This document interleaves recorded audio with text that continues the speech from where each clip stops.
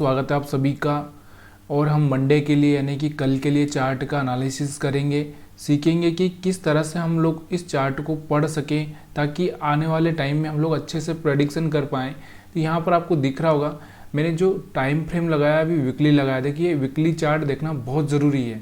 आपको लगता होगा कि हाँ सकता है एक दिन तो देखिए वीकली, मतलब बोले तो यहाँ पर जैसे अभी संडे को हम लोग वीकली चार्ट देखना ज़रूरी होता है। इससे पता चलता है कि आगे की सोच क्या है मार्केट की। तो यहाँ पर आप देख सकते हो, देखो ये वाला जो कैंडल बना था, मैं आपको सिखाने के लिए सब कर रहा हूँ। ऐसा कोई ज़रूरी नहीं है मेरे को 5 मिनट 15 मिनट में टाइम फ्रेम बता के मैं अपना फुर्सत हो जाऊँगा। लेकिन यहाँ पर आप सीखो, ये समझो इस चीज़ को कि देखो इतना बड़ा रेड कैंडल वीकली बना था। इस रेड कैंडल को बनने के बाद देखो मार्केट ने यहाँ पर अपने आप को होल्ड करने की कोशिश की और उसके बाद में ये वाला जो कैंडल बना था, इस कैंडल के बाद में ही इसने देखो कितना बड़ा मूव दिया है। तो यहाँ से 19,500 से मार्केट गिर के 18,800 के आसपास आ चुका था। 700 पॉइंट गिर चुका था इस कैंडल से। तो इस चीज़ को समझना चाहिए। मैंने हमेशा आपको बोला था कि 20 मूविंग एवरेज के ऊपर ये सपोर्ट ले रहा है, ऊपर जाएगा, फिर से इसको नीचे यहाँ से सपोर्ट लेके ऊपर बढ़ने की कोशिश करेगा, लेकिन फिर उसके बाद इसका हाई ब्रेक ही नहीं कर पाया। हाई ब्रेक नहीं कर पाया तो यहाँ से मार्केट फिर रेड कैंडल बना, वैसे ही यहाँ से गिर चुका था। तो अभी हम जो देख रहे हैं इसमें अभी भी मार्केट में सेलिंग का प्रेशर बना हुआ है। ऐसा नहीं है कि मार्केट में सेलिंग का प्रेशर नहीं है, मार्केट में अभी भी सेलिंग का बना हुआ है। इसलिए आप थोड़ा सा इस चीज़ को समझना कि ये मार्केट की एक रेंज है। अब जब तक यहाँ कोई अच्छी से एक ग्रीन कैंडल नहीं बनती वीकली, तब तक हम लोग सेलिंग मतलब बाइंग का नहीं सोच सकते। इस बात का ध्यान रखो। अब हम डेली चार्ट पर देखते हैं, डेली चार्ट पर क्या दिखा रहा है। तो डेली चार्ट पर आप देखोगे, डेली चार्ट पर जो कैंडल बना है एक तरह से हम बोलेंगे ये पियर्सिंग पैटर्न बना है। देखो यहाँ से आपको दिख रहा होगा कि ये इतना यहाँ से इसको खुलना चाहिए था कैंडल को, लेकिन ये खुला इतना ऊपर से क्यों? यहाँ से थोड़ी सी बाइंग आई ही हुई है। तो हो सकता है मार्केट में बाइंग आई ही हुई है, तो यहाँ पर ये सपोर्ट तो ले ही लिया। उसके बाद में ये इसके पास में ये टारगेट फिर से, मतलब यहाँ पर ज़्यादा इतना टारगेट तो आना बहुत मुश्किल है इतनी जल्दी। तो 19,200 का टारगेट आप यहाँ पर देखने को आपको मिल सकता है आने वाले टाइम में, अगर ये इसका हाई ब्रेक करेगा तो। ऐसा नहीं है, अगर मार्केट इसका हाई ब्रेक नहीं कर पाया तो फिर मार्केट में फिर से आपको सेलिंग प्रेशर जनरेट होता हुआ दिखेगा। एक तरह से ये रिट्रेसमेंट भी हो सकता है कि इस तरह से मार्केट थोड़ा सा जाए और फिर इस तरह से गिर सकता है। तो यहाँ पर पॉसिबिलिटी बहुत ज़्यादा है मार्केट के नीचे जाने की और ऊपर जाने की बहुत कम है, क्योंकि अभी मार्केट यहाँ से दूर भी हो चुका है। अब 20 मूविंग एवरेज का अगर आप जादू देखोगे तो यहाँ पे आपको जादू समझ में आ रहा होगा। देखो इसने ब्रेक किया, टेस्ट में फेल हुआ और उसके बाद पूरा नीचे गिरा है मार्केट। यहाँ पर भी आप देखो ब्रेक किया, टेस्ट में फेल हुआ, मार्केट नीचे आया था। ये 20 मूविंग एवरेज का जादू बहुत काम करता है। क्या होता है, हम लोग बहुत सारी चीज़ें सीखते हैं, लेकिन जो चीज़ें सीखना चाहिए एक्चुअल में और जिस पर फोकस करना चाहिए वो नहीं करते हैं। तो आपको यहाँ पर समझ में आ चुका है। अब हम रेंज की बात यहाँ पर नहीं कर रहे, रेंज की बात हम लोग बाद में करेंगे कि कौन सी रेंज। अगर हम 4 घंटे में देखें इसको, तो 4 घंटे में आपको क्या दिख रहा है, यहाँ पर 4 घंटे में आपको दिख रहा है थोड़ा सा मार्केट ऊपर की साइड में टेस्ट कर रहा है। तो टेस्ट करने दो इसको ऊपर की साइड में, यह कहाँ तक जाएगा, कहाँ से ये वापस से एक रेड कैंडल बनाएगा। जैसे ही मार्केट ऊपर जाता जाता यहाँ से एक रेड कैंडल बनाएगा, फिर से यहाँ से सेलिंग जनरेट होगा, तो उस टाइम में आपको थोड़ा सा ध्यान रखना है। अभी तो प्राइस एक्शन देख के आपको बाइंग पर ही फोकस करना चाहिए, क्योंकि छोटे टाइम फ्रेम में आपको सिर्फ बाइंग पर फोकस करना है। बड़े टाइम फ्रेम में अभी हम लोग देख रहे हैं तो मार्केट में सेलिंग का प्रेशर अभी भी है, तो इसलिए ये आप भूलिए मत कि यहाँ पर सेलिंग नहीं होगा। तो यहाँ पर हम देखते हैं, 1 मिनट यहाँ पर क्या हो रहा है, इसको रिफ्रेश मारता हूँ मैं यहाँ। तो यहाँ इसी तरह से आपको थोड़ा सा अपना एनालिसिस करना बहुत ज़रूरी होता है। आपको लगता होगा कि यहाँ पे हम लोग ये टाइम फ्रेम क्यों देखते हैं, इसके पीछे का रीज़न क्या है कि हमको इसमें बड़ी चीज़ें दिखती है कि आगे क्या हो सकता है। यहाँ पर आप देखो तो मार्केट क्या किया, देखो 1 आवर में अगर हम देखेंगे तो 20 मूविंग एवरेज के पास में आके यहाँ पर इसके ऊपर रुका हुआ है। अब ये इतनी जल्दी यहाँ से ऊपर जाएगा इतना पॉसिबिलिटी नहीं है। हाँ हो सकता है ये एक हाई ब्रेक करे इन कैंडल्स का। तो यहाँ पर हम थोड़ा सा लेवल देख लेते हैं, लेवल कौन सा है, तब हमको समझ में आ जाएगा कि कौन सा हाई ब्रेक करेगा तो ये ऊपर जाने के चांसेस बन जाएंगे। 19,080 के ऊपर अगर ये निकलेगा तो थोड़ा सा ये मार्केट यहाँ से थोड़ा सा पॉजिटिव हो सकता है। और कहाँ तक पॉजिटिव हो सकता है, यहाँ तक ये 19,170 के आसपास जा सकता है। तो छोटा ही मूवमेंट यहाँ पर आपको आगे देखने को मिल सकता है, लेकिन यहाँ से ब्रेक करना चाहिए। और यहाँ से अगर मार्केट वापस से रिट्रेस करता है तो यहाँ पर लोअर लो 19,000 तोड़ेगा तो फिर से मार्केट नीचे की साइड में प्रोसीड होगा। तो इस चीज़ को आपको ध्यान रखना है। अब हम लोग यहाँ पर 20 मूविंग एवरेज से समझते हैं इसको कि क्या कर रहा है। अभी देखो इसके ऊपर टेस्ट कर रहा है, टेस्ट करके जैसे कोई हाई ब्रेक करेगा तब जाके मार्केट ऊपर जा सकता है, या फिर यहाँ से फिर से एक बार नीचे जाने की कोशिश करेगा और फिर से इसको टेस्ट करेगा और फिर पार करेगा, तो फिर एक अच्छा सा मोमेंट आपको देखने को मिल सकता है। उसके बाद में अगर हम बात करें यहाँ पर 15 मिनट के चार्ट पर, तो 15 मिनट के चार्ट पर आप देखोगे तो 15 मिनट के चार्ट पर आपको क्या दिख रहा है। देखो 15 मिनट के चार्ट पर एक जो यहाँ से जो मार्केट का चाल हुआ है, थोड़ा सा हायर हाई ब्रेक करने का चाल हुआ है, तो यहाँ से जब तक कि ये लो ब्रेक ना करे, लो कौन सा हो सकता है 19,000, यहाँ पर लो मैं आपको बताता हूँ। तो 19,000 ये स्विंग लो हो सकता है यहाँ पे 19,015 के आसपास का, मतलब हम एवरेज 19,000 ही समझ के चले। तो यहाँ से ये लो ब्रेक होगा तो मार्केट में सेलिंग प्रेशर आपको देखने को मिल सकता है। 15 मिनट के चार्ट पर हम लोग यहाँ पर देख रहे हैं तो आपको ये समझ में आना चाहिए कि ये जो इसका लो पॉइंट है, ये लो पॉइंट ब्रेक होगा या फिर 20 मूविंग एवरेज को ब्रेक करेगा यहाँ इस तरह से, तो यहाँ से एक नीचे की साइड में मार्केट को जाने की पॉसिबिलिटी बनती है। अब हम 5 मिनट के चार्ट पर देखते हैं स्टॉप लॉस हंटिंग। अभी क्योंकि स्टॉप लॉस हंटिंग अभी काम कर सकता है, क्यों कर सकता है, क्योंकि अब जो मेन चीज़ थी अपना एकदम मार्केट का जो ट्रेंड था वो चेंज हो चुका है। और स्टॉप लॉस हंटिंग में थोड़ा सा भी अब यहाँ पर जो बायर्स आए होंगे, इन बायर्सों को खाने के लिए मार्केट का थोड़ा सा मार्केट नीचे आ सकता है और फिर ऊपर जा सकता है। तो यहाँ पर अब थोड़ा सा स्टॉप लॉस हंटिंग एक्टिवेट होगा। देखो यहाँ पर स्टॉप लॉस हंटिंग हुई, यहाँ पर हुई, यहाँ पर हुई। अब यहाँ पर जो बायर्स बैठे हैं, इन बायर्सों को निकालने के लिए मार्केट थोड़ा सा नीचे या फिर थोड़ा सा ऊपर खुल के इस तरह से कुछ न कुछ कर सकता है। तो यहाँ से आपको यहाँ पर बायर दिख रहे होंगे, यहाँ पर कुछ आए होंगे थोड़े बहुत बायर, क्योंकि अब उनको लगा होगा कि आप बाइंग कर सकते हैं। थोड़ा बहुत सेलर यहाँ पर भी है। तो ये जो एक रेंज है 19,070 के आसपास, और नीचे अगर हम देखें 19,050 के, सॉरी 18,950 के आसपास, और ऊपर 19,050-60 के आसपास। तो यहाँ पर 70 समझो, और यहाँ पर अगर हम लोग 18,950, तो ये एक रेंज है। यहाँ से आपको थोड़ा सा मार्केट का मूवमेंट देखना है कि मार्केट किस साइड में जा रहा है। साथ में आपको ये प्राइस एक्शन भी देखना है कि ये प्राइस एक्शन किस तरह से हो रहा है, ये देखना बहुत ज़रूरी है।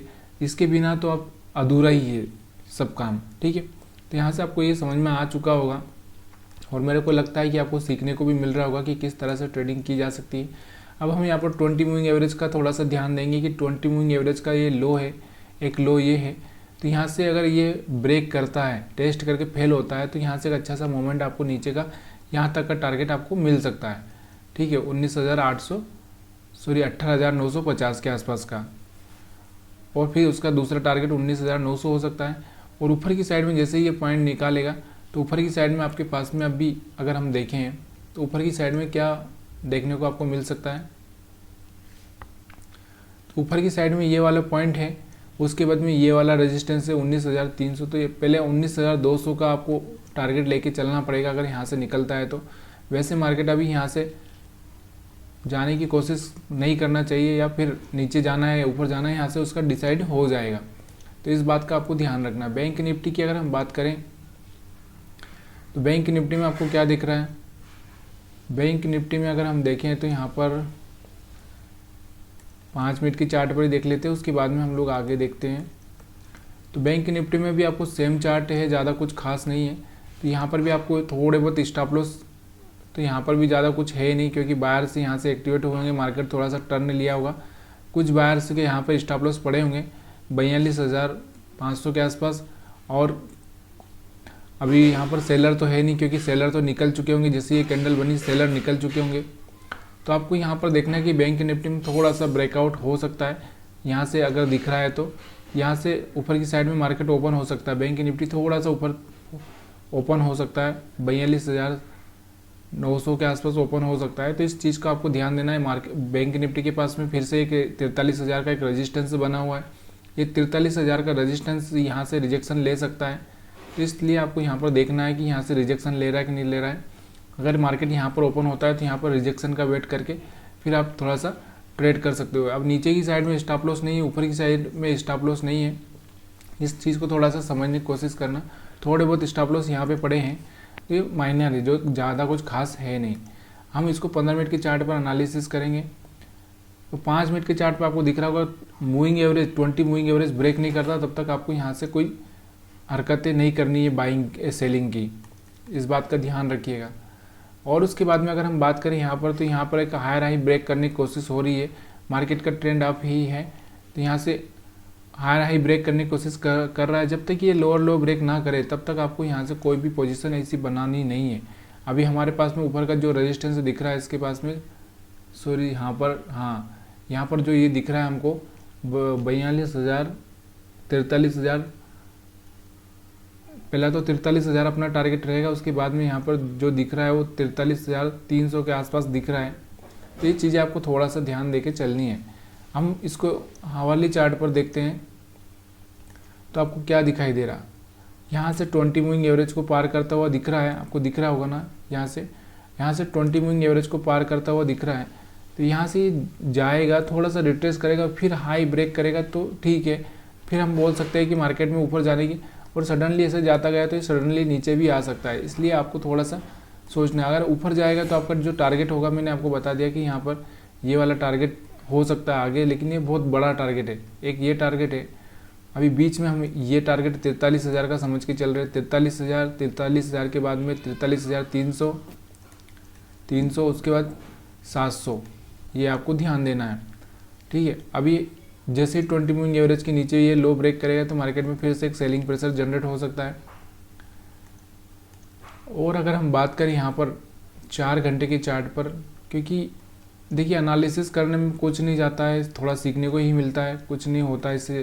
तो यहाँ पर मार्केट क्या करेगा, देखो यहाँ पर अगर हम 4 घंटे के टाइम फ्रेम में देखें तो मार्केट के पास में ये फिर से एक रेजिस्टेंस 44,000 का, यहाँ पर 44,000 से नीचे का कुछ 800 के आसपास का होगा। इसको टेस्ट करके फिर से मार्केट फेल हो सकता है, ऐसा भी हो सकता है। अगर बड़े टाइम फ्रेम में देखें तो बड़े टाइम फ्रेम में ये यहाँ पर इस तरह से मूवमेंट कर सकता है। तो अभी फ़िलहाल में ज़्यादा तो अपना सेलिंग पर ही फोकस रहेगा, लेकिन बाइंग में छोटी मोटी बाइंग हो सकती है। डेली चार्ट पर अगर हम इसको एनालिसिस करें तो डेली चार्ट पर सेम यहाँ पर वही कैंडल बन रहा है कि यहाँ से देखो, यहाँ से इतना गैप अप ओपन हुआ है, इसका मतलब थोड़ा सा ये है कि पॉजिटिव मोमेंटम थोड़ा सा बना हुआ है, पॉजिटिव मोमेंटम बना है, लेकिन लॉन्ग टर्म का जो है नेगेटिव ही है। तो पॉजिटिव में थोड़ा सा पॉजिटिव रहने की कोशिश करना। और अगर हम इसको वीकली चार्ट पर देखें तो वीकली चार्ट पर आपको दिख रहा होगा कि यहाँ पर देखो, वीकली चार्ट पर आप देखो तो हमने पिछली बार भी बात की थी वीकली चार्ट पर कि हमारे पास में एक सपोर्ट तो ये था, ये सपोर्ट टूट चुका था, उसके बाद दूसरा सपोर्ट ये था, तो दूसरा सपोर्ट यहाँ पर ले लिया इसने। अब यहाँ से सपोर्ट को थोड़ा सा ब्रेक करने से पहले इस तरह से स्विंग हाई बना के ये यहाँ से टाइम स्पेंड करके फिर ब्रेक करेगा, तो फिर अपने पास में ये 40,000 के नीचे का टारगेट देखने को मिल सकता है। इस चीज़ को आपको समझना बहुत ज़रूरी होता है। तो वीकली चार्ट पर भी अभी वीकली चार्ट पर तो मतलब पूरा 5 दिन का हम लोग देखें तो सेलिंग का प्रेशर बन रहा है, तो इस बात को आपको समझना है। और अगर आपको सेक्टर वाइज देखना है तो सेक्टर में अभी कोई भी देखो, सारे के सारे सेक्टर गिरे हुए हैं। अगर हम बात करें थोड़ा सा ऑटो सेक्टर में थोड़ी सी बाइंग होगी यहाँ पर, तो ऑटो सेक्टर में अभी भी देखो, अभी भी ऑटो सेक्टर को देखें हम लोग थोड़ा सा पॉजिटिव ही है। बाकी अगर और किसी सेक्टर को देखें तो यहाँ पर अभी सब आईटी है, फार्मा, रियलिटी में थोड़ी सी बाइंग है। मेटल में भी कुछ खास नहीं है। मीडिया की अगर हम बात करें तो मीडिया में भी कुछ खास नहीं है। पीएसयू बैंक थोड़ा सा फिर से कोशिश कर रहे हैं, और पीएसयू बैंक में आप देख सकते हो यहाँ से निफ्टी हेल्थ केयर में थोड़ा सा अच्छा सा बाइंग चल रहा है। हेल्थ केयर में देखो यहाँ से 20 मूविंग एवरेज को जैसे ही सपोर्ट लिया था, सपोर्ट लेने के बाद में यहाँ से एक अच्छी सी बाइंग चल रही है हेल्थ केयर में। अब हेल्थ केयर के कौन कौन से शेयर आपको ये पता होना चाहिए, अगर आपको पता है तो मेरे को भी आप कमेंट करके बता सकते हैं 2-4 नाम।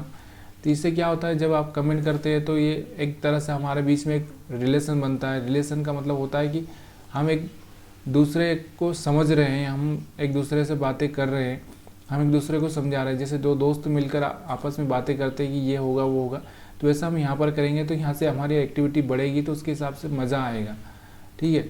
और मज़ा आएगा, ज़्यादा सीखने को हमको मिलेगा। तो यहाँ पर बाकी निफ्टी एफएमसीजी भी यहाँ पर आप देखोगे तो कुछ खास नहीं कर रहा है।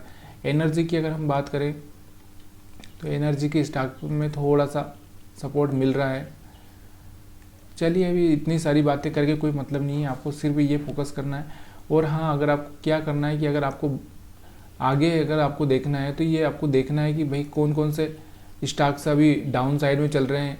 देखिए, अगर ये एक सबसे अच्छा तरीका होता है कि जब भी मार्केट ना अपने हाई से 10% नीचे आ जाता है, थोड़ा सा इन्वेस्टिंग चालू करना चाहिए। जब और 20% नीचे आ जाए तो और बाइंग करना चाहिए। और म्यूचुअल फंड वाले के लिए तो गोल्डन चांस होता है, क्योंकि उनको ये गोल्डन चांस साल में 1 या 2 बार ही मिलता है। तो इस चीज़ को ध्यान देना है कि अगर आप इन्वेस्टर है तो इन्वेस्टमेंट करने के लिए सबसे अच्छा टाइम होता है जब मार्केट डाउन होता है। तो आप सभी का वीडियो देखने के लिए बहुत बहुत धन्यवाद। वीडियो पसंद आया हो तो प्लीज़ लाइक शेयर कमेंट जरूर करिएगा।